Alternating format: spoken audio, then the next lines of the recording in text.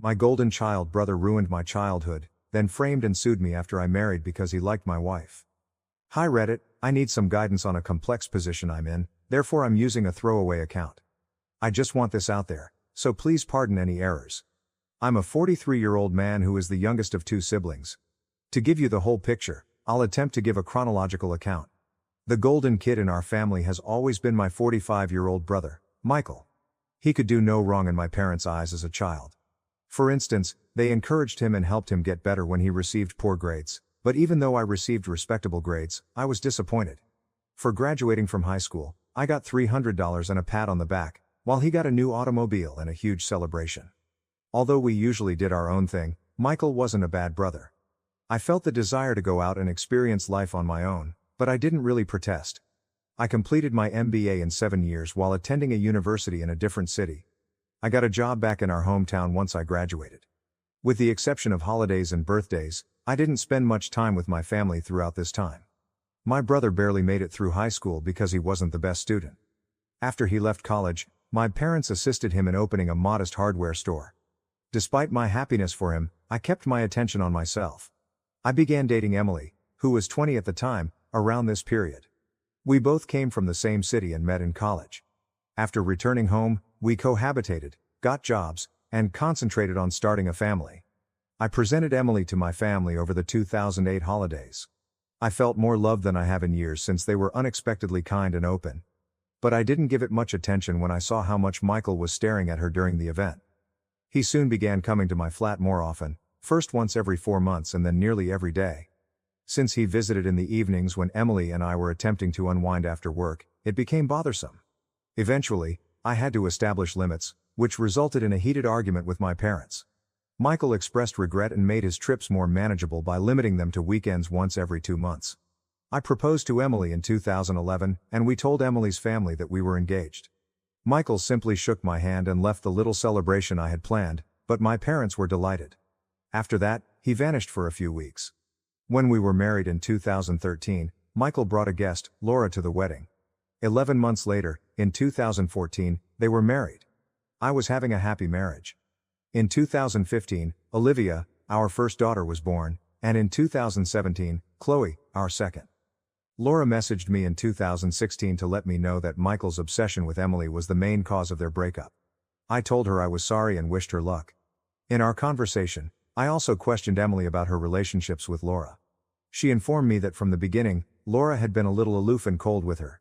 In front of my family, I made the decision to confront my brother. I questioned him about why his passion with my wife was ruining his life.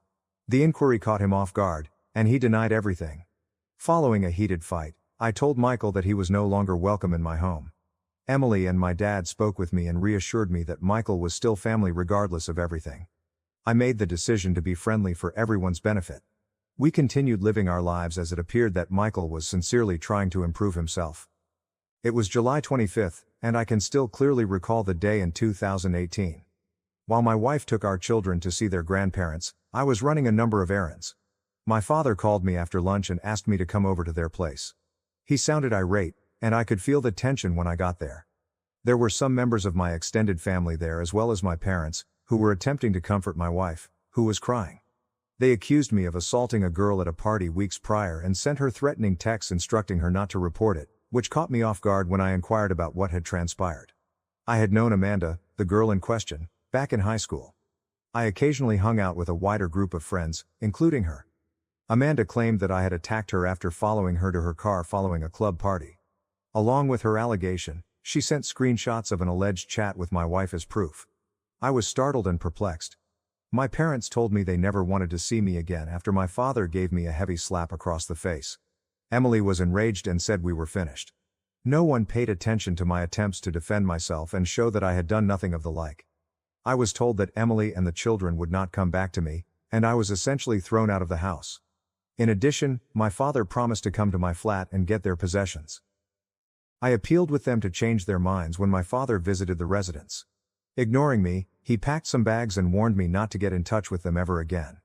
In addition, he threatened to turn me over to the police himself if I did. By the evening, Michael had posted Amanda's narrative and the screenshots to our WhatsApp group for our extended family.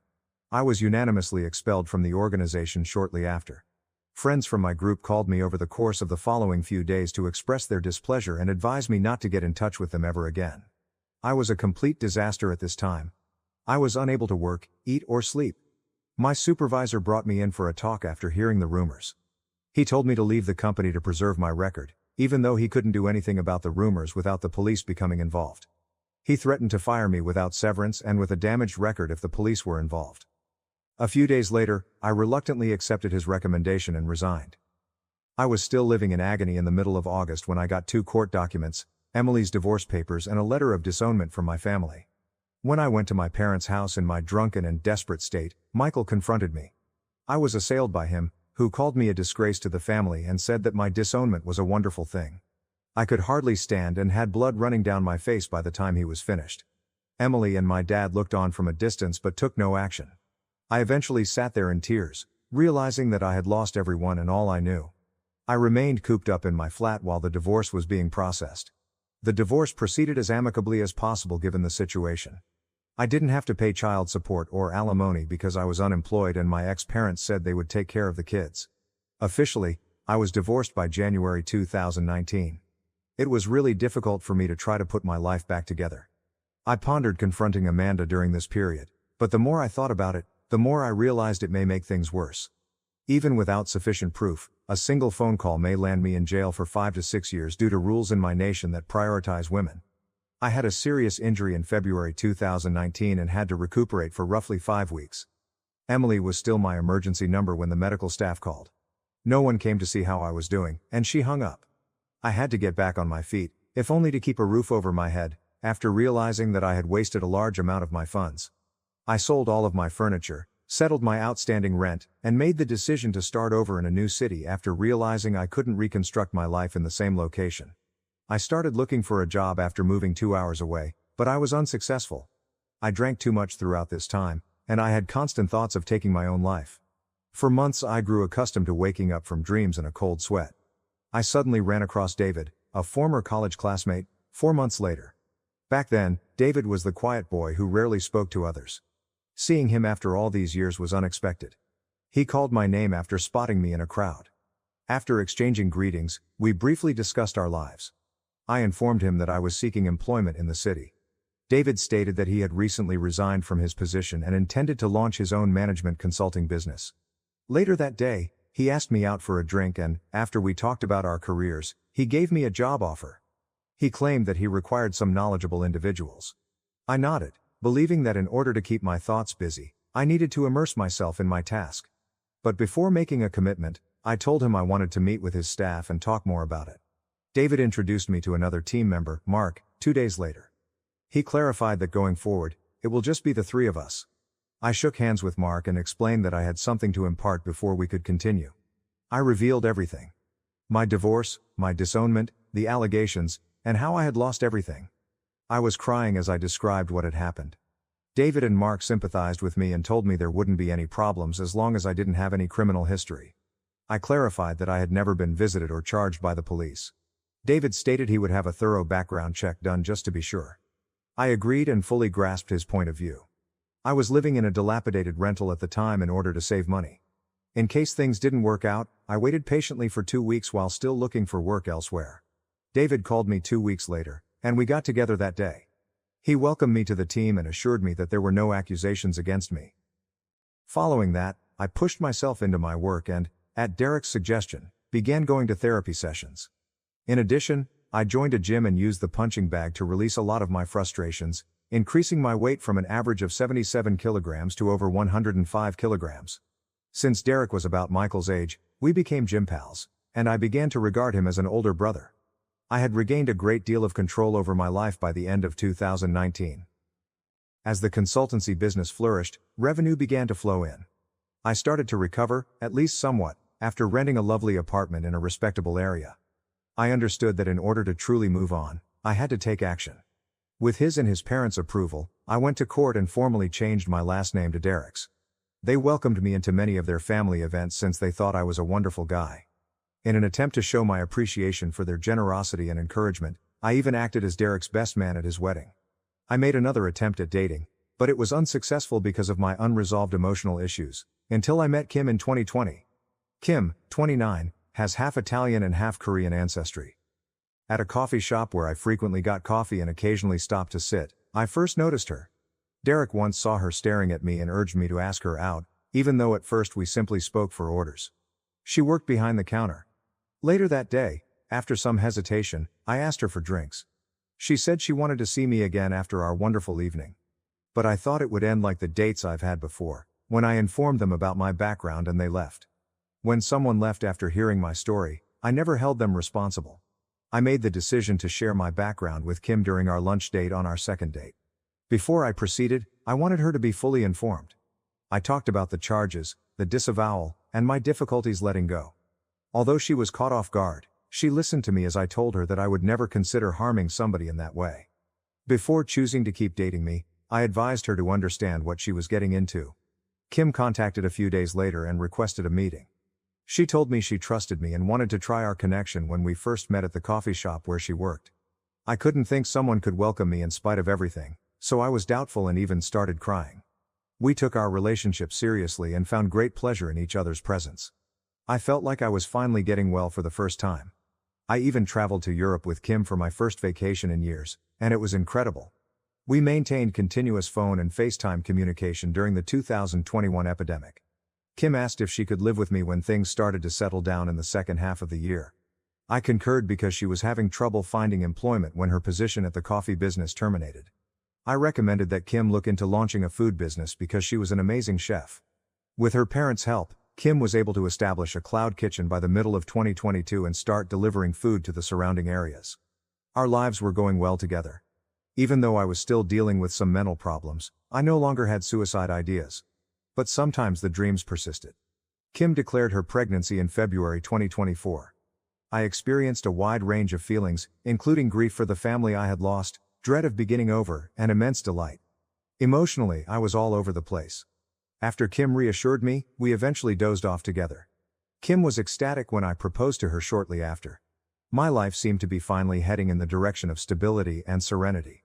Preparations were underway as we decided on a mid-June wedding date. I genuinely thought that things were finally improving. I got a call at the end of May from an unidentified number. Someone was crying when I responded. "Hello, this is Amanda," she said. I recognized her voice right away and hung up in a fit of rage. My companion, Kim, saw my look and approached me with worry. I struggled to contain my anger and tears as I described who it was. Kim picked up the phone and put it on speaker when it called again. The man who answered the phone identified himself as Amanda's fiancé. Amanda wanted to be honest about what had happened in the past, he explained. With tears in her eyes, Amanda called and apologized repeatedly. I was too emotional to reply, so Kim spoke most of the time. "They will call back later," she told Amanda's fiancé. Kim called Derek to come over as soon as the call was over. Derek calmly listened to Kim's explanation of the circumstances. He hugged me and suggested that we set up a meeting at a lawyer's office so that Amanda's confession could be recorded in case it was ever needed. After I called my lawyer and told him everything, he set up a meeting at his office. 3 days after I informed Amanda over the phone, we met at the attorney's office. Amanda appeared completely defeated, and the only person beside her was her fiancé. My lawyer mediated the encounter, which was captured on camera. Kim supported me by sitting next to me. Amanda started going into great detail about what had transpired. The main point is this: my brother Michael and Amanda were having an affair in secret in 2016. The whole scheme to frame me was planned by Michael. He purchased a new phone, took my profile photo from WhatsApp, and used it to fabricate screenshots of my chats with Amanda. Amanda loved him and would do anything for him, so she agreed to the plan. I wavered between tears and fury as Amanda told me all about it. I genuinely believe that I may have faced assault charges if Kim hadn't been present. Even though my lawyer tried to be kind, Kim, who was angry and probably made worse by her pregnancy, gave Amanda a vicious verbal abuse. I fought back tears and rage as I questioned them why they were coming forward to tell me this. Kim also turned to Amanda's fiancé and warned him, "If you still marry this human garbage, then you deserve whatever happens." Mark, Amanda's fiancé, clarified that while they were intoxicated a few weeks prior, Amanda blurted out that she had assisted an ex in ruining a marriage. She eventually came clean after he pressed and questioned her about it repeatedly. If Amanda desired harmony in her life, Mark stressed that she had take responsibility for her faults. After assisting Michael, Amanda explained, he grew aloof and chilly toward her and ended their relationship 6 months later.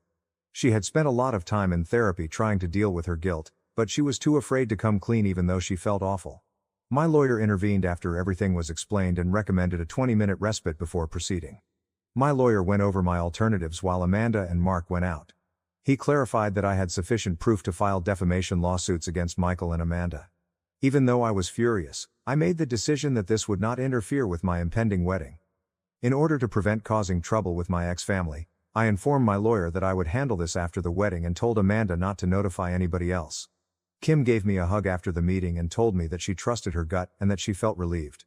I felt the same way she did. David and Derek were both my best men at our tiny wedding, and we then traveled throughout Europe for 3 weeks on our honeymoon.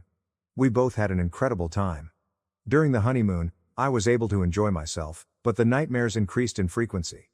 Kim was there for me no matter what. I talked to my therapist about these emotions, and she said that in order to get closure, I would eventually have to face my former family. After giving it some thought, I made the decision to get in touch with Amanda once more in July. I offered her a means of avoiding financial catastrophe, but I also informed her that I intended to pursue legal action in light of her comments. I told her to go to Emily's office by herself and tell Emily what she had told us at the lawyer's office. During the talk, Amanda broke down in tears and disclosed that Mark had abandoned her. Although I hoped I could feel sorry for her, I informed her that I couldn't.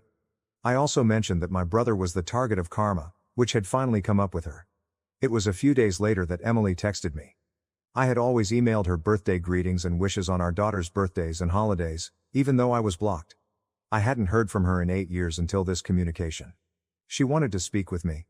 I told her I would give her a call in a few hours because I didn't want to have this chat by myself. With Kim by my side, I went home and made the call. I could hear Emily crying violently as soon as she picked up the phone. Once she had calmed down, she apologized and said how awful she felt. I was able to keep my cool and tell her how much it stung to know that she didn't think highly of me because she had fallen so readily into Michael's trap. I inquired about my girls with Emily. They were doing great, she remarked. She said it was 2 days ago when I inquired when she had met Amanda. She acknowledged that it took her a long time to realize how swiftly she had cut off contact with me and how mistaken she had been. She alerted my ex-parents to Amanda's revelation right away, and they were equally as shocked. They all wanted to get in touch with me, but Emily insisted on apologizing first. I informed her that her actions were really hurtful. "What about the golden child, Michael?" I asked her. "He was expelled from the residence," she disclosed. That made me laugh. Emily then revealed even another shocking detail. Michael had been her support system at that period, and she had married him a year after our divorce was official. Everything suddenly made sense. It appeared that Michael had never really moved on from her. She also revealed to me that she and him had a daughter. Following these disclosures, I outlined my conditions. In order for Emily to comprehend the type of guy Michael was, I first advised her to contact my extended family and tell them about all he had done. Second, I made it clear that, while I intended to co-parent my 2 kids, I had no plans to make amends with her beyond what was required for our daughters. Third, I told her that I wanted to face my ex-parents face-to-face and that I would text her the time and date of our meeting. Knowing that Kim's pregnancy may have caused her emotions to be all over the place, I gave her a hug after our talk. Kim wept for us both, but I controlled my own feelings. We dozed off while holding each other. My phone was off when I woke up the following morning. I discovered a deluge of notifications after charging it, including hundreds of messages and more than 150 missed calls. Additionally, I was added back to the family group chat, where everyone was expressing regret. Messages from former friends also arrived throughout the course of the following few days, apologizing for making snap judgments. All I could say in response to the family group was that I was an outsider now and would stay that way because I had been disowned nearly a decade earlier. I informed them that my terms and timing, not theirs, would determine whether or not I forgave them. I quickly exited and asked not to be added back to the group. A few relatives attempted to criticize me, expressing their disappointment with my response. After being so eager to assume the worst, I shut them down by telling them they had no right to criticize me. I instructed them not to get in touch with me until I first contacted them. After a few weeks, I gave Emily a call and asked her to come over for the weekend so I could have a good look at my girls. As resolute and fierce as ever, Kim demanded to meet her stepdaughters as well. She was resolute despite our arguments, which usually involved my attempts to persuade her to take care of herself due to the pregnancy. After a while, I gave in. At a public park, we first met. Despite her somewhat unkempt appearance, Emily had tried to look professional for the meeting.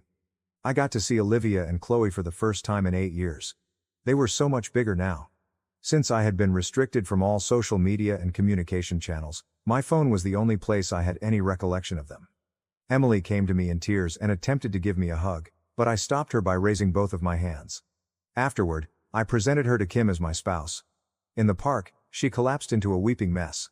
We sat down close by as Kim stepped up to console her. I sobbed while giving both of my girls firm embraces. Since they had always known Michael as their father, my daughters were naturally conflicted when they learned about me for the first time. But seeing me triggered a flood of feelings. There was a great deal of talking and crying. By nightfall, Emily and I were exchanging life updates. She disclosed that because he had provided for her at that period, she had married Michael a year after our divorce was official. For the first few years, he had looked after her and the girls, but everything finally broke apart. Michael was forced to close his landscaping firm completely due to the epidemic, and it never turned a profit. Even though his parents were now using their funds to make ends meet, Michael resisted starting anything new. Additionally, Emily informed me that she was divorcing Michael because she could no longer bear to see him. It had nothing to do with me, but I told her she could do whatever she wanted. I outlined my goals for the future.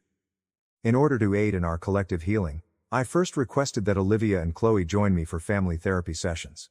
It was time to make amends for the loss of their biological father. Second, I wanted to spend weekends with Kim and be involved in their life, but I told them that this would have to wait until after the baby was born, because I needed to spend the time I had left with the new baby. Finally, Emily said my parents wanted to get in touch with me.